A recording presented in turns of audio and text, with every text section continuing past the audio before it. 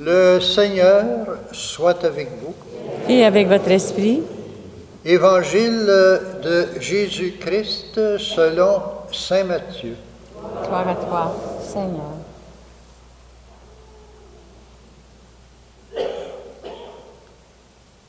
Comme les disciples s'étaient rassemblés autour de Jésus sur la montagne, il leur disait: « Vous êtes le sel de la terre.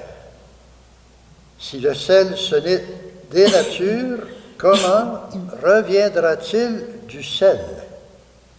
Il n'est plus bon à rien, on le jette dehors et les gens le piétinent. Vous êtes la lumière du monde. Une ville située sur une montagne ne peut être cachée.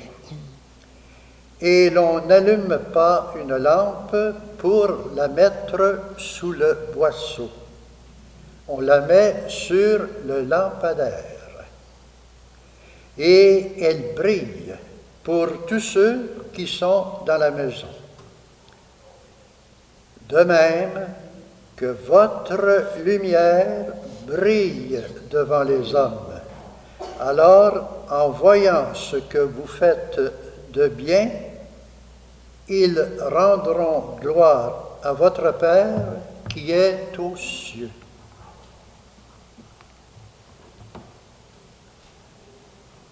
Acclamons la parole de Dieu.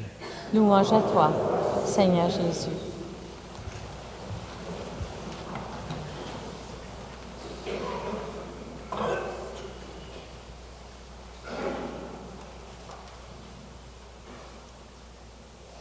L'Évangile que nous venons de proclamer nous propose un message très clair et très précis.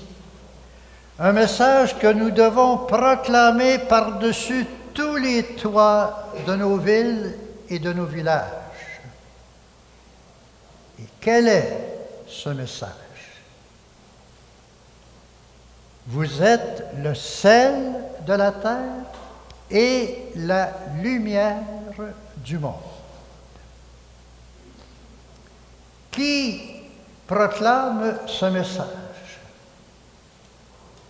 C'est Jésus lui-même dans un discours programme, un discours solennel sur une montagne, un discours qui nous propose le bonheur, les béatitudes. Et à qui s'adresse ce message? Au temps de Jésus, c'était à la foule qui l'entourait, mais ce matin même, c'est à chacun et chacune de nous que s'adresse ce message. Vous êtes le sel de la terre et la lumière du monde. Quel est le symbole du sel? C'est en relation avec notre baptême.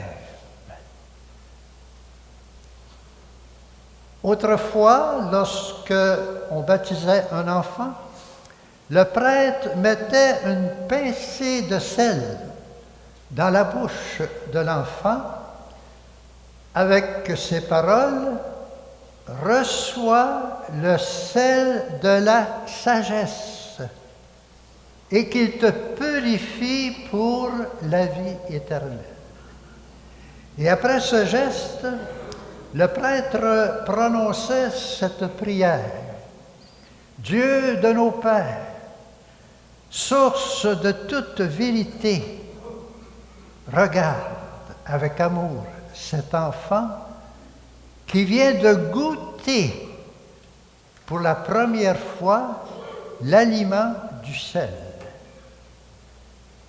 Ne permets pas que son âme souffre davantage, soit davantage affamée.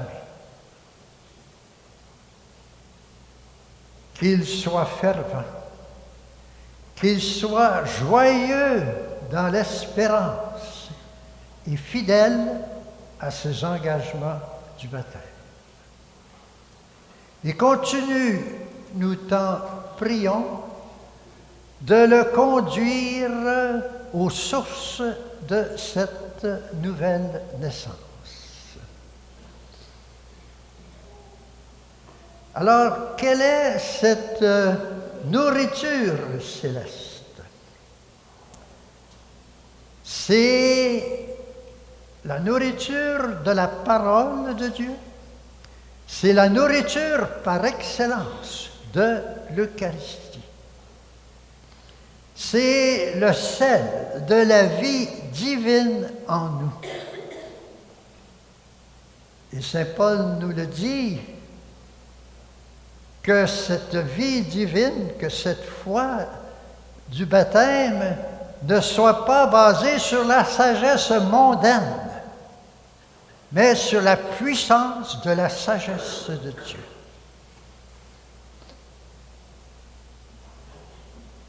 Et comment être le sel de la terre? C'est en vivant avec conscience les engagements de notre baptême. C'est en vivant une vie baptismale fervente, joyeuse dans l'espérance et fidèle aux engagements de notre baptême, de revêtir le Christ.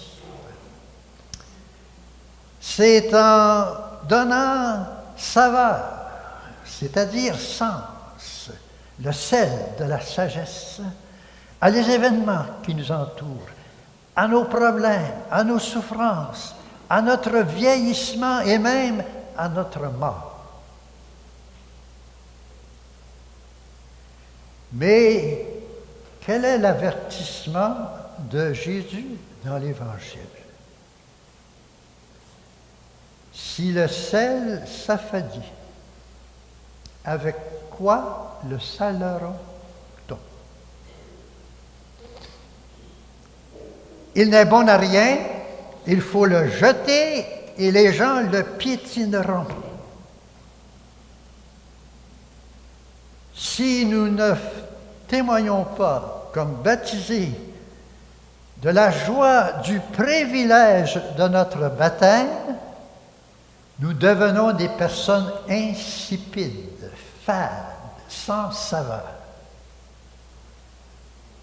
Nous qui sommes baptisés, que faisons-nous du sel de la sagesse de notre baptême? Vous êtes la lumière du monde. Quelle est cette lumière? Retournons encore à notre baptême.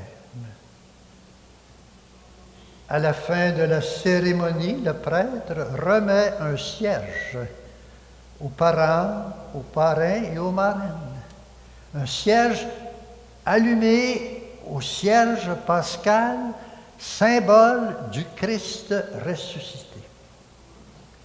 Et il leur dit, vous êtes devenus lumière dans le Christ, soyez des enfants de la lumière et soyez fidèles à la foi de votre baptême.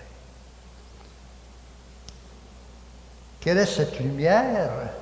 Ce n'est pas une petite mèche, un morceau de cire, une petite flamme.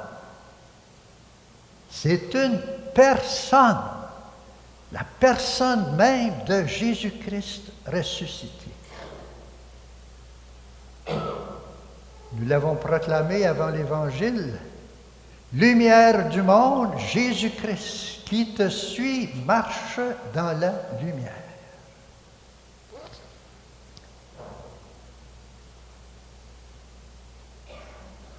Ce n'est pas une lumière extérieure, mais c'est une lumière intérieure.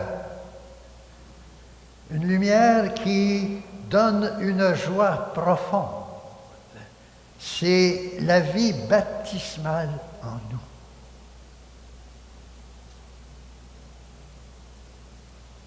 Cette vie, c'est la ferveur, c'est la joie de l'espérance.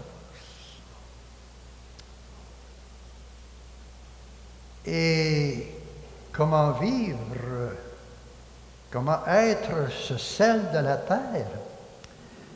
C'est en donnant un message, un témoignage, en répandant le sel de la sagesse pour donner aux autres le goût de l'existence de Dieu dans leur vie, leur donner la faim de Dieu. Alors, il faut donner ce témoignage de lumière du monde. Et quel est encore l'avertissement de Jésus? Il ne faut pas mettre cette lumière sous le boisseau, c'est-à-dire dans le fond d'une armoire. Et que de fois, nous mettons cette lumière dans le fond de notre armoire d'indifférence, dans l'armoire de nos peurs et de nos hésitations à témoigner de la foi et du privilège de notre baptême, que de fois nous mettons cette lumière dans le fond de l'armoire de notre égoïsme, de notre individualisme. Vous êtes le sel de la terre et la lumière du monde. Voilà notre identité comme personne baptisée dans le Christ. Nous, les baptisés, que faisons-nous du sel de la sagesse de notre baptême? Que faisons-nous du reflet de la lumière du Christ en nous?